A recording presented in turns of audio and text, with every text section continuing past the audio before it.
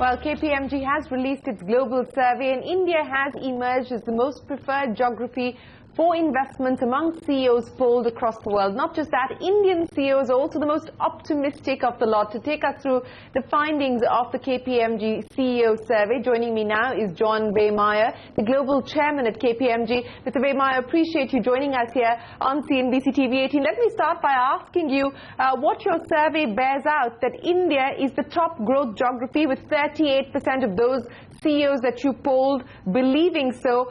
China follows at 34%, and CEOs are most optimistic in India. What you're seeing on the ground, what gives you, or what is giving business leaders the confidence about India today? Well, it's great to be back with you and to see you again, Shereen. Thank you for having me on. And I think the confidence levels that you're seeing from the India-based CEOs are frankly consistent with increased optimism and confidence that we're seeing from CEOs around the world.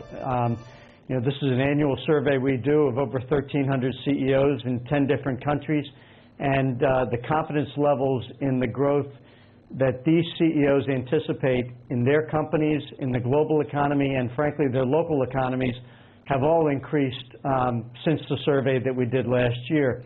So I think the trend of increased confidence we're seeing everywhere. As you point out, even greater optimism among the Indian CEOs. And I think that's reflective, frankly, of the vitality and the innovation that's taking place here in India that spurs a lot of that confidence on the part of the local leaders here. But Mr. Veihmeyer, do you worry about the fact that perhaps CEOs are not fully factoring in political risks? I mean, look at what's happened currently with the Brexit vote, which has only added to the uncertainty that the global economy is also faced with. And there are pockets of tension, or other pockets of tension and political risk that we are going to have to factor in. Do you believe that maybe a couple of months down the line, as we fully come to understand the implications of what this means as far as the EU is concerned, the optimism or the confidence could look very different? Well, certainly there are geopolitical factors taking place, including Brexit, that are adding risk and uncertainty to the outlook for CEOs. But frankly, there are a lot of risks on the minds of CEOs. We asked the CEOs in the survey specifically, what are the primary risks and concerns that you're worried about? This year, the number one risk on that list was cyber risk, which is not surprising on the one hand, but frankly, it wasn't in their top 5 risks identified a year ago. Followed by regulation and technology. Geopolitical is on that list of top 5 risks, and I think it's very real. And right now there's tremendous uncertainty, more than there are answers to questions about how Brexit will affect a number of sectors, certainly a number of countries in terms of the kinds of bilateral relationships they had with the UK and with the EU.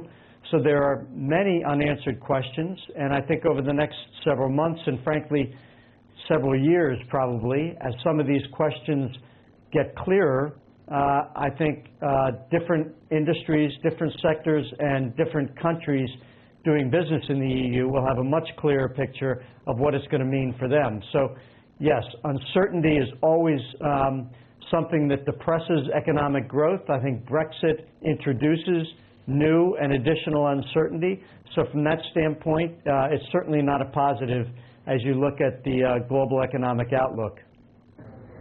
Mr. Veihmeyer, let me also ask you about what the outlook is as far as top-line growth is concerned. I understand that the survey says 48% expect the annual top-line growth of between 2 to 5% for 3 years. How does this compare with the survey from last year? And do you believe that there is a downside risk to this projection? No, I think that the answer to that question that you just alluded to does show a positive increase over the prior year in terms of both the percentage of CEOs who are expecting growth in their company and in their top line over the next 3 years. Frankly, over 20% of the CEOs in our survey are projecting growth of greater than 5%. And those are answers and confidence levels which are higher than the prior year's survey. So again, I think what we saw in this year's survey results is a very consistent theme of increased confidence in almost every area of the survey where we were asking CEOs. Okay, let me now talk to you about some of the other interesting highlights from the survey, Mr. Veihmeyer. There's a lot of emphasis as far as innovation is concerned. In fact, that figures in the top 5 priorities as far as most CEOs are concerned. But when we talk about innovation and we talk about transformation, what does it all translate into? Are we talking about significantly higher R&D spends? Are we talking about inorganic opportunities to try and nurture or boost innovation capabilities? How does this all pan out on the ground? Yeah, that's a great question. And I think, one of the primary takeaways I have from the results of the survey this year is this overriding theme coming out of the sentiment from the CEOs that they recognize how quickly their operating environment is changing and that they need to radically transform their organization, with over 40% of the CEOs responding that they believe they will be leading significantly different organizations 3 years from now than they are today. And that number is up from about 29% just last year. So this speed of change and the demand for greater innovation to respond to the kinds of challenges and opportunities that are out there, I think is the overriding theme in this year's survey. And as you pointed out, when you ask CEOs what their top strategic priority is, the greatest percentage of CEOs responded innovation. And I think that takes a number of forms. It certainly relates to investing in new disruptive technologies. So yes, I think coming out of the survey, we should anticipate increased investment, increased R&D in those areas like cognitive, artificial intelligence, data and analytic capabilities. All of those things are things that CEOs are saying they will be investing more in this year. But then I think it also does relate to areas that you also referred to in terms of what kind of new M&A activity, or even more importantly, what kind of alliances and partnerships should I be forming now to help me deal with some of these new innovative opportunities? And let me just take that point forward, Mr. Veihmeyer, because the survey also talks about the kinds of M&A activity that we're likely to take or likely to see. And the partnership route, a majority, 50%, believe that the partnership route is what CEOs are considering or mulling at this point in time. 47% say equity dilution. 40% look at selling out their businesses. 41% are looking at acquisitions. What kind of M&A activity and M&A trends do you believe we are likely to see? And specifically from an India standpoint, do you believe it's going to be a big year in terms of inbound FDI inflows and cross-border deals?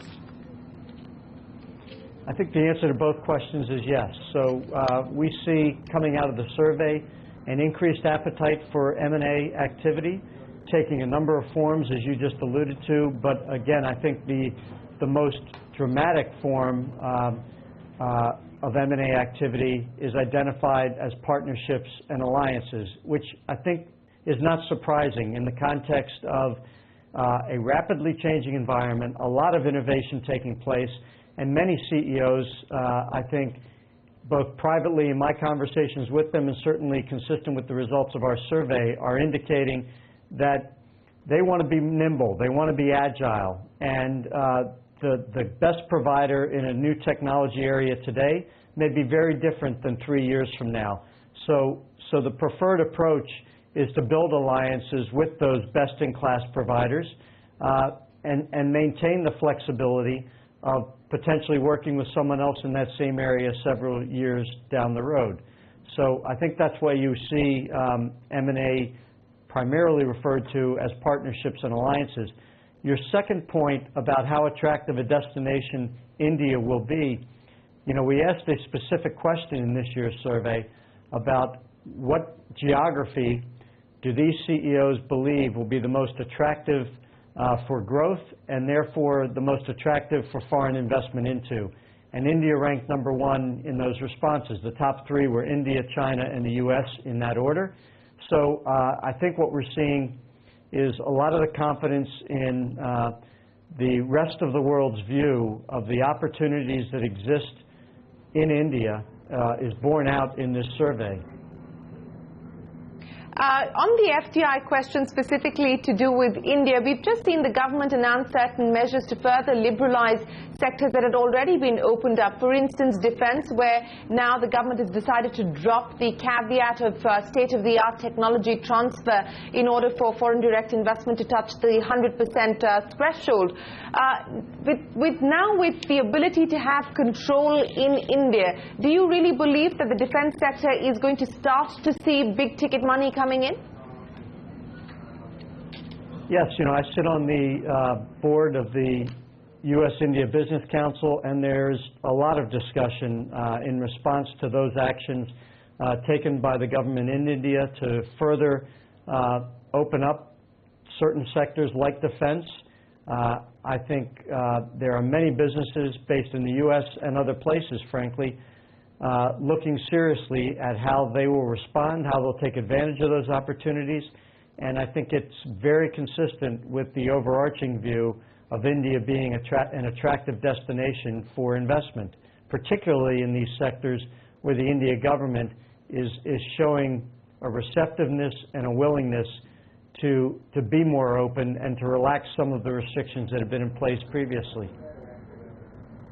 You spoke about the US IBC, Mr. Veihmeyer, so let me ask you about the projection that the US IBC has reiterated, which is over $45 billion likely to come into the Indian market across different sectors. We talked about the defense opportunity, but where do you see a lion's share of that money coming in? And do you believe that we could perhaps see big-ticket M&A action result in larger FDI flows into India as well?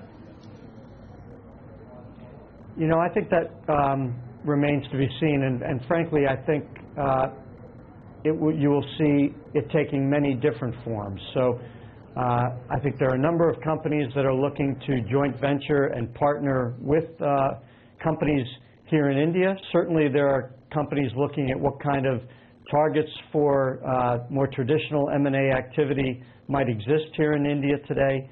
And certainly one of the areas that I think is clearly viewed as a growth opportunity in India is in infrastructure. With the amount of infrastructure investment that will be taking place in India over the next years, I think that's also an area of opportunity for companies outside of India today. India ranks #1 in terms of the top geographies in your survey, and China comes in at 34%, just behind India.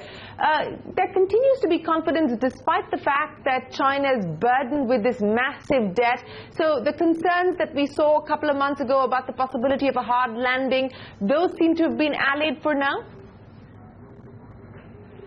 It's a very timely question, because I just arrived here in India last evening to attend our annual partner and director meeting of all our folks here in India, and I came from China. So I just spent the better part of the last week in Tianjin and in Beijing, and I think there is a very confident sentiment on the ground there in China, and there is no talk, I think, of a hard landing when you meet with local China business leaders.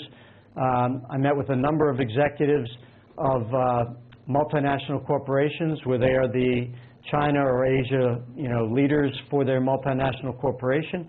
So I met with a fairly diverse group of business leaders while I was in China, and I think their confidence levels are very consistent with the results in the survey that you just alluded to, that notwithstanding the fact that there are clear risks and uncertainties in China. Certainly growth is slowing as a result of the reforms that are being implemented. There is real concern, I think, about debt levels and some asset bubbles, but notwithstanding any of that, I think there is confidence about the government's ability to manage that transition, to manage through this reform period, to implement those longer-term reforms that are absolutely needed in China, and do that in a way that is still creating a good environment for growth and good opportunities for companies to invest in China. So I left yesterday from Beijing feeling more confident than when I arrived a week earlier.